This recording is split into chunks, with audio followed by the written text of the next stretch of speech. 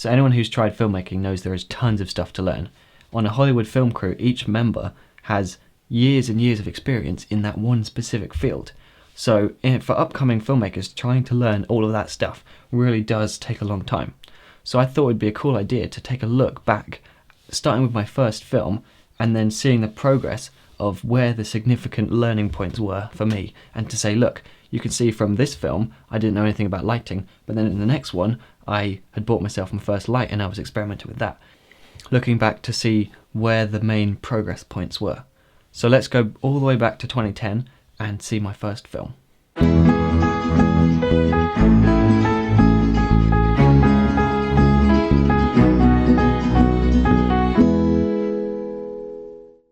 Hello, my name is Cade and this is DSLRguide. So back in November of 2010 was when I made my first film, and the opportunity came up when I was at school because for our English project we had to make a movie titled The Chase. So they gave us some cameras and we basically went around the school filming a random little short. And I was just amazed by how fun it was to have someone walk past the camera as you're filming them, and then to stop and reset the actor back to where they were, move to a different place, and then back up and carry on again. And just that sequence of going through and covering the action and getting just basic camera angles, I found really, really fun. And it was pretty much at that point I decided that this was something I wanted to do for a career. So I remember taking the footage home and spending hours editing it in Windows Movie Maker and just trying to cover up all the problems that we had had with continuity. So on the one shot, someone would walk off to the left, and then in the next shot they'd be coming from a different direction. And I remember seeing that and thinking, oh, we should have established that on set.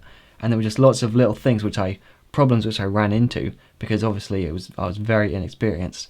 But again, I just remember it was just like the funnest thing, and I thought I definitely want to do this again.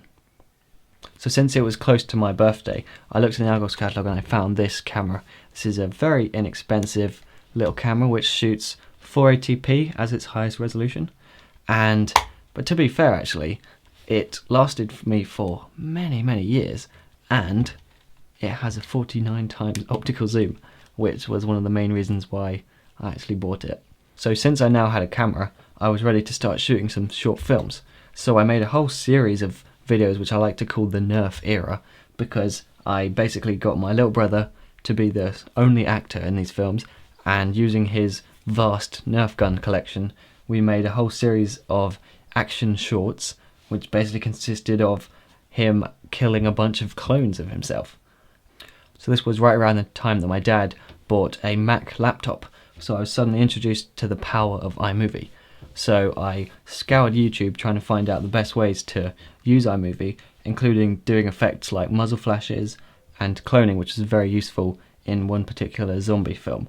So a few months later, after doing some more of these little random shorts, I found out about the release of the new Final Cut 10. So this for me opened loads of doors because it meant that I could buy Motion 5 for £35, which is a pretty decent compositing software, and it's so cheap. So this enabled me to do proper muzzle flashes and colour correction, and I could also do motion tracking. So I made a lot of videos testing out these effects, but at this point we're still deep in the brutal violence period, where the hero took on wave after wave of armed guards. So at this point I wanted to up my game a bit, so I found a tutorial online by Frugal Filmmaker to build this sweet little rig, which is essentially made out of PVC, and it's actually a really nice setup because I could have a much more stable point of contact, and I could do my regular shots, I could do my high-end shots, and after making this I actually didn't use a tripod for probably at least a year.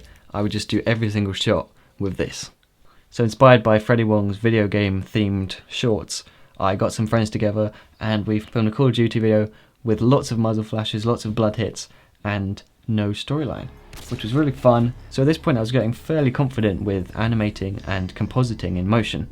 So I made all of the little assets to show when a player got an achievement for making a shot. And yeah, that was another fun video, and I learned a lot about compositing.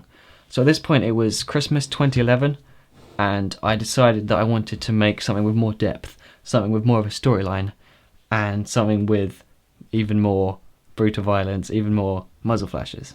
So I got, again, a bunch of friends together, and we shot for like 4 days, I think it was, to make a short action film. So at this point I'd heard of DSLRs, but I was still shooting with this setup. But I had invested in a Zoom H1, which I was then putting on a monopod to use as a boom pole. Having better audio really did help to push the limits of this camera and make it overall better film. But I'd also made some major improvements to my muzzle flashes. So I found tutorials on YouTube, and I bought a much cheaper version of the Action Essentials pack, which gave me some nicer muzzle flashes, which I could then composite, and I was using all sorts of blur effects and smoke compositing, and doing things like using a number of masks to light up the areas around the gunshot so that it looked more realistic. And at this point I was pretty happy with the muzzle flashes, but the main thing was that we had a really great time on set, and I learned so much about just everything to do with filmmaking, because there's something about doing a big narrative project that just seems to accelerate the learning curve. So I spent, I think, about a month doing a couple of hours a day to get this edited, to get the VFX and the music done, and yeah, it was just overall a really good experience. So over the next year or so, I kind of continued with the little shorts. Again, they seemed to get gradually better, but I was still using this camera, and the main thing, of course, though, was that they still had no trace of a storyline. And also I wasn't paying attention to composition. I didn't think about where I was putting the camera. The focus was totally on the action. I was just showing what was happening. I didn't think about framing, I didn't think about the foreground or the background. So it was a really eye-opening when then a few months later I realised that you can actually make shots look nicer by just moving the camera around. I was kind of just thinking, right, we haven't had a low shot in a while, so let's do that. We haven't had a high shot in a while, and I wasn't thinking about the effects that those shots were having. I was just kind of doing it randomly and trying to get full coverage of the shots. So around this time I was already doing a lot of research about DSLRs. I'd already decided exactly what camera and lens I wanted. It took me about 1.5 years of doing paper rounds and odd jobs around the house before I had enough money to buy my first DSLR in October of 2012.